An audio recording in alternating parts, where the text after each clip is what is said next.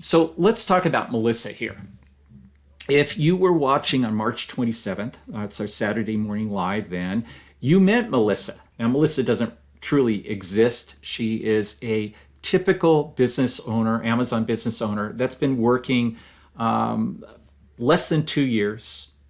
She's got some inventory. She's got about $15,000 in inventory. She's sold $250,000 in her last 12 months. She sources mostly from OA, but some right here, 20% from local retail arbitrage.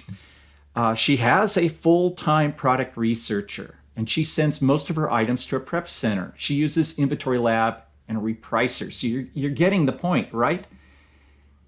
This is the systems and outsourcing here to team members, to third-party services, and to software. So this is very typical for an Amazon business owner to go this route. And Melissa's at $250,000 annually at her point in sales and working more to expand upon that. Now, if you watched on March 27th, you probably had an eye-opener because I went through the math of how to determine your real net profit, your real ROI, how to calculate that in your own business. And a lot of our members really don't know where they stand with their business. So March 27th was really great to help them understand, oh, this is how I figure it out. This is how I figure out my profitability. You see, Melissa's done that. She has figured out her profitability. She has a proven set of criteria for her business, for her product sourcing. She knows that if she hires a product researcher, that they can find approximately one product per hour that meets her proven profit criteria. You see, she's worked it all out. She knows what the numbers are supposed to be, her how much she needs to sell her products for. She knows the sales rank, the drops, all those things that we teach you. She's got that down. And you should be getting that down too, because it's just a formula. It's just a simple system. So she has a VA, a product researcher, who works 40 hours a week.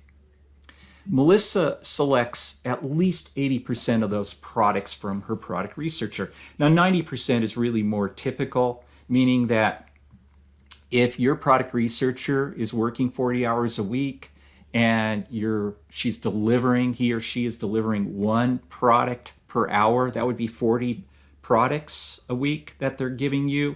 Typically, a good product researcher, almost all of those should be sellable products, right? They meet your profit criteria. So we're just going to be conservative here and say that she selects 32 of those 40 to sell on Amazon, and that she buys at least 5 units per product. And that's a kind of a conservative amount too. 5 units is what I hear a lot of our new members saying, well, I buy 5 or 6 units. After a while, when you get going, you're going to have more replenishable items. You should be expecting to buy more like 10 units per product on average, or even more than that. So just know that this is a conservative number. Her average selling price is $35. Now, I see many of our new sellers have an average selling price of $20 or $25. Think about what your products sell for. After a little while, you're going to be finding that higher valued or higher priced products bring in more profit. And a sweet spot is typically between $30 and $70. So we're going to be conservative here and say her average selling price is $35. And then overall, her business has a 25% profit margin. Now let's take this information and plug it into a formula so you can see what it brings to you to outsource this. In fact, you're going to see this as, wow, it's costing me not to outsource. That's the point that I want to get here.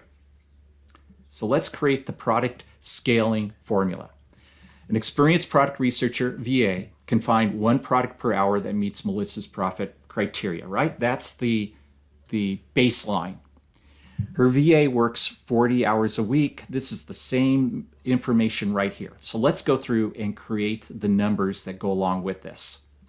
Her VA works 40 hours a week, right? So that's 40 products that the VA is delivering to Melissa. Now, Melissa selects 80% of those products. So we're going to take the 40 products, multiply it by 80, and that's a conservative amount. Remember, a good VA should be getting you at least 80, 90%, if not closer to 100% winning products that you would actually buy and send into Amazon. So we're just going to be conservative and say 80%. So that's about 32 products. Now she buys 5 units per product. So now we've got 32 products and we multiply that by 5 units. So that's 160 units, 160 units. The average selling price is $35. Now this one I had to actually do the math on to figure out. I couldn't do this one in my head. But we take those 160 units, we multiply it by 35, and we have $5,600 of sellable products. And of course the VA is working full-time, probably works 52 weeks. But let's say we give them a 2-week vacation. They work 50 weeks a year. They have family needs. So that's how much they're actually producing for you. So you would multiply that $5,600 by 50, and that would get your amount for the whole year. It's about $280,000. But wait a second. So there's $280,000 that you're of sellable products that your VA is finding for you, or at least is finding for Melissa. Now, Melissa has a overall 25% net profit margin, but we're going to be conservative there. We're going to say instead of 25%, we're just going to say 20% net profit margin. That's after you pay all your expenses, including the VA, including all your fees, including your supplies, software, all of that. We're just going to say 20%. And if you multiply that all out, your VA would be producing $56,000 of sellable products. And of course, these meet your criteria. Most of this is going to sell for nearly what you expected to sell for. After all, her average selling price is really $35. So this all makes sense. $56,000. You're hiring a VA for $100, $150 a week to do this at most. And they're generating $56,000 of profits for you. This is net profit. Would you be thinking, wait a second, how could, if it's costing me, if I don't have $56,000, I have to do this all myself, wouldn't it be a no-brainer to hire a VA? Let's look at this, do a what if. Let's say that your VA gets a little better and gets you just an additional 3 products in top of the 40, but the rest of it stays the same, 80% of products there that you choose. And then instead of buying 5 units, you buy just simply 8 units per product. Rest of it remains the same here, even the 20% net profit margin. Now the math turns out to $96,000. You're paying your VA $100 to $150 a week, somewhere around there. So that's approximately $5,000, $7,000, let's say. Your return on the VA, your cost is about $7,000, and yet your VA is returning $96,000. That's well over 1,000% ROI. If you're not doing this, what can I say about that ad? To me, it's kind of like you should be saying, it's costing me not to do this. It used to be said, if you're not online, you're not in business. That's from like 15 years ago. All right. Now it's that if you're not on Amazon, you're not in business. Regardless of that big dream, you've got to build a foundation. You have to have a business that has cash flow. You need more cash? Go out and source some more.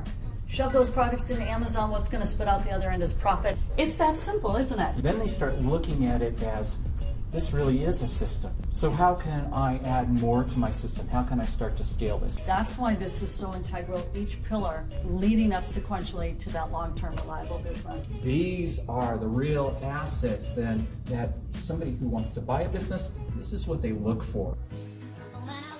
This is the brand launcher, the career launcher, the income launcher. It's a beautiful thing. And I know you're going to love what this can do for you. You're going to get a vision. You're going to get a vision to grow your business, to sell it for a profit, kind of show your pals, your friends, your family. Yes, you can make $1 million just selling on Amazon alone.